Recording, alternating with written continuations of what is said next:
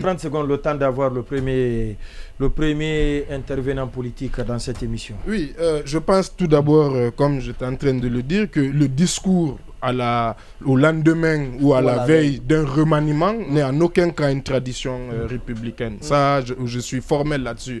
Autant on peut dire que le discours de langue, par exemple, est une tradition républicaine, autant on a plusieurs fois vu des remaniements, des changements de Premier ministre sans pour autant qu'il y ait un discours du président.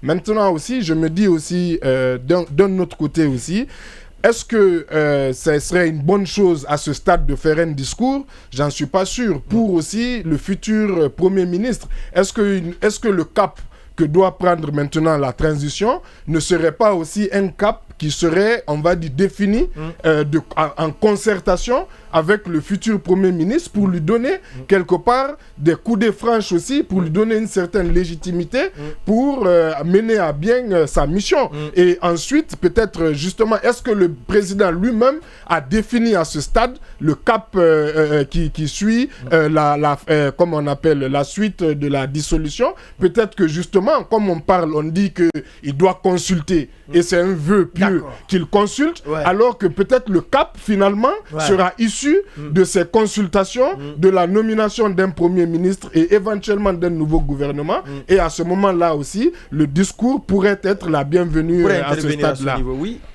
Alors, d'abord, puisque Alucine Makanera Kaki est déjà... D'abord, comme disait l'autre, je souscris à la proposition de l'auditeur, non pas parce que c'est une tradition républicaine, je n'en parle pas, je ne parle pas de droit, mais je dis ça permettrait de comprendre vers quoi on va.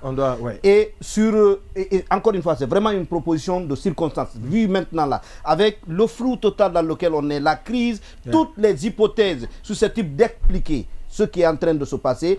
Encore une fois, il y a l'hypothèse du durcissement, il y a l'hypothèse de l'ouverture, il y a l'hypothèse du dégel. Lui, s'il avait tenu un discours, on n'en serait pas à épiloguer autour de ça. La dernière chose, Baïla disait tout à l'heure que peut-être qu'il va falloir attendre parce que le cap, il peut le définir comme un accord. Non, ça, je ne suis pas d'accord.